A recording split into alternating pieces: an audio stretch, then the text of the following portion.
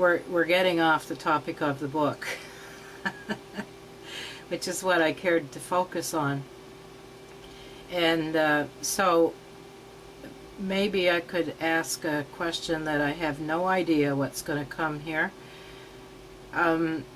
What would you, if I were to ask what is the core message of the book, I'm guessing you're going to say transformation. That seems like a silly question right now, so I'll get off the mic so you can answer it. Hello, Myro_3. I guess the core of why I wrote the book, or what that book has to say, is that there's a new consciousness on planet Earth.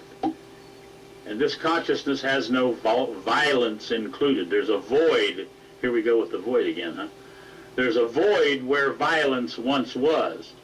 Now you could say, or I could say, or it could be said, all of the above, that doesn't sound like very much difference. That the only difference between this new consciousness of which I speak and the old consciousness that now controls us, that now runs this planet, is that there's no violence, that there's a void where once there was violence. But if you take that particular word, violence, and you erase it from this planet, then what in your mind would this planet look like?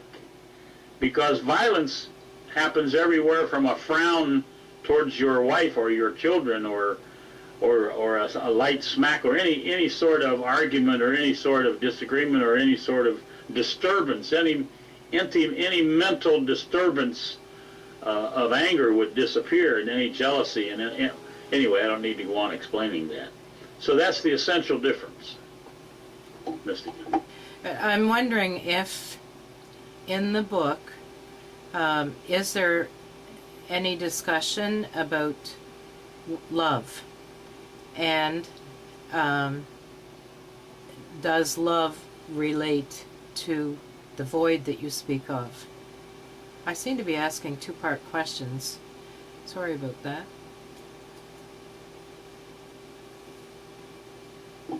I don't know if there's any mention of love in the book. There's no love on this planet, no love on planet Earth. So I doubt that there's love mentioned from that standpoint, Mr. It might be discussed. There might be the statement that there is no love and there is no intelligence on this planet. But if it's in there, that's about the only way that it would be in there, is from that standpoint. Hello, Avis and Flying Saucer and HTMLO14. Welcome. Misty. What is love, Edward? Can you define for us what is love? It's not on planet Earth. It's not here. How can there be a definition for something that is not manifested itself? It can only be, the only thing I can say about it is, love can only be when violence is not. Love cannot live in the same space as killing or violence. So the best description I could give you for love then would be the absence of violence would be love. Greg? Damn, took away all my love. I was going to say I love you, Edward. I do. I love you. Appreciate you. Appreciate what you're doing. Appreciate all of that. Although we disagree on a lot of points, I feel what you're doing, and I agree.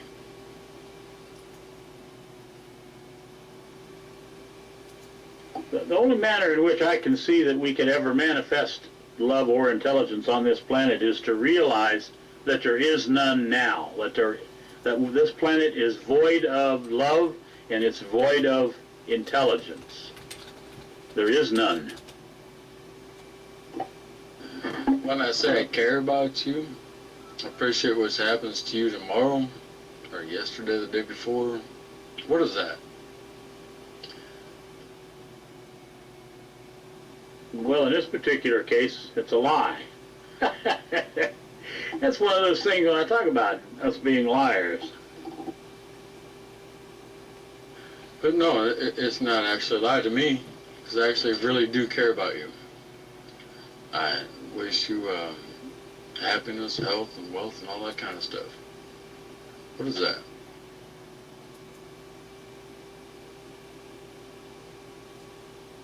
I don't know. All hugs are accepted, by the way. Star drifting dreamer, better known as, damn, I just forgot.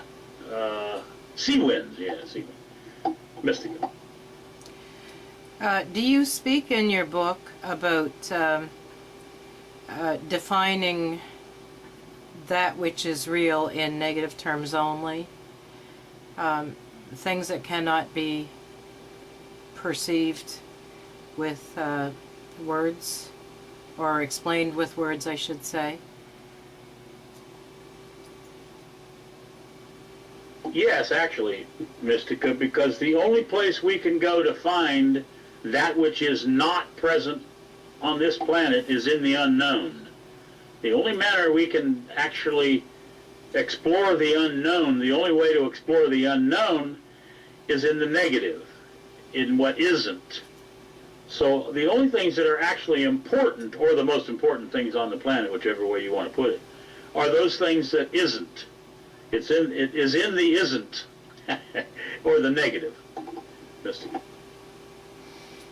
Yeah, I see what you're pointing to, and I'm wondering if there are hints from the universe, I don't know another way to put it, such as the compassion, or the what we call love that we feel for another person, those kinds of things. Are they aspects of love that are hints from the universe as to maybe what love is, to show that distinction from, say, being violent? Or is this one of those cases where if you have one, you have the other?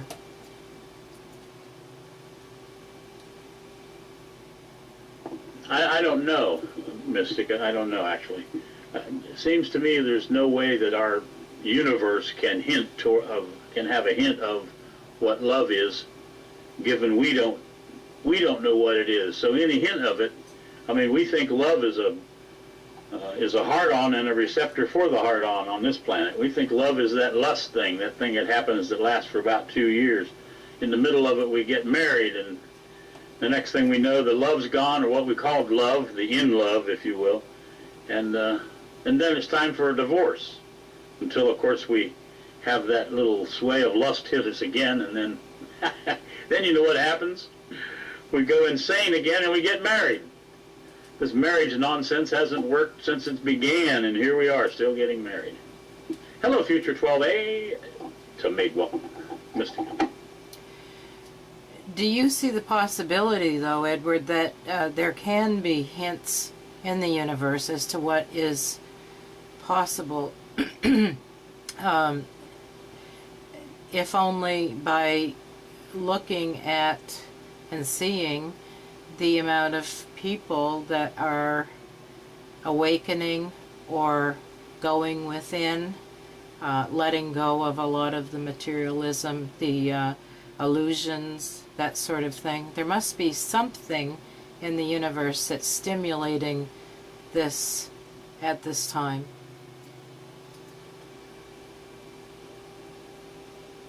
Well, if there is, it's something that we put there. We are the creators of the universe. So we can't expect anything to come into us from the universe, from outside into us. If there is something coming from the universe to us, it is because we put it into the universe first. It is not in the universe coming to us. Only and always we are the creators of this universe. In the exact manner that this universe manifests itself is the exact manner that we say the universe will manifest itself. That's why in this book it's called The Birth of a New Consciousness. You are the source.